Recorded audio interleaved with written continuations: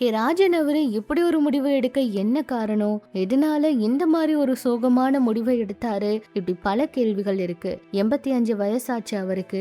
இவ்வளவு வயது மூப்புல இப்படி ஒரு முடிவை எடுக்க காரணம் என்னன்னு கேள்வி எழுப்பி வராங்க. தீயணைப்பு துறையினர் அவரோட உடலை மீட்டு உடற்கூறாய்வுக்கு மருத்துவமனைக்கு கொண்டு வந்திருக்காங்க. இவரோட எந்த விபரீத முடிவு மொத்த திரை உலகினரையும் அதிர்ச்சியில ஆத்திருக்கு. தமிழ் திரையுலகில இருக்கிற மிகவும் தைரியமானவர்கள் ஒருத்தர் மூத்த தயாரிப்பாளர் ராஜன் அவரு ஆடியோ லான்ச்ல எல்லாம் கலந்துப்பாரு. இவரோட பேச்சு பெரும் சர்ச்சையா மாறி இருக்கு. அதிலும் நடிகர்கள் சம்பளத்தை குறைச்சுக்கணும்னு நிறைய விஷயங்களை அழுத்தம் திருத்தமா சொல்லுவாரு. தயாரிப்பாளர் ராஜன் அவரு 83ஆம் ஆண்டு வெளிவந்த பிரம்மச்சாரிகள் படத்தின் மூலம் திரையுலகில தயாரிப்பாளரை அறிமுகமானாரு. அதுக்கப்புறம் 91ல வெளியான நம்ம ஊரு மாரியம்மா படம் வழியா இயக்குனர் அவதாரம் எடுத்தாரு. இந்த படத்துல சரத்குமார் அவரும் நிழல்கள் ரவி அவரெல்லாம் நடிச்சாங்க. திரைத்துறை மேல இவருக்கு நிறைய ஆர்வங்க. கடந்த 2000 ஆண்டு விநியோகஸ்தர்கள் சங்க தலைவரா பொறுப்பேற்றார். சக தயாரிப்பாளர் ஒருவரை தாக்கியதுக்கு 2001ல கைது செய்யப்பட்டாரு. திரைப்படங்கள்ல நடிக்கவும் செஞ்சிருக்காரு. கடைசியா கடந்த 2023 ஆண்டு வெளியான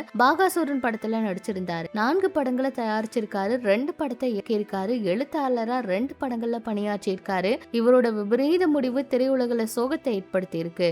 என்ன பிரச்சனை அப்படின்னு தீவிரமா விசாரணை பண்ணிக்கிட்டு இருக்காங்களாம். இருந்தாலும் ஏற்கனவே ரொம்ப கடன் பிரச்சனை, மன அழுத்தம் தாங்க முடியாம குடும்பத்தோட பிரச்சனை ஏற்பட்டு ஹோட்டல்ல தனியா தங்கி இருந்திருக்காரு. அதாவது இவர் எடுத்த படங்கள் இந்த மாதிரி ஒரு சில பிரச்சனைகள்ல கடன்ல சிக்கிட்டாராம். அந்த கடன்ல இருந்து வெளிவர முடியாமையும் தவிச்சிருக்காரு.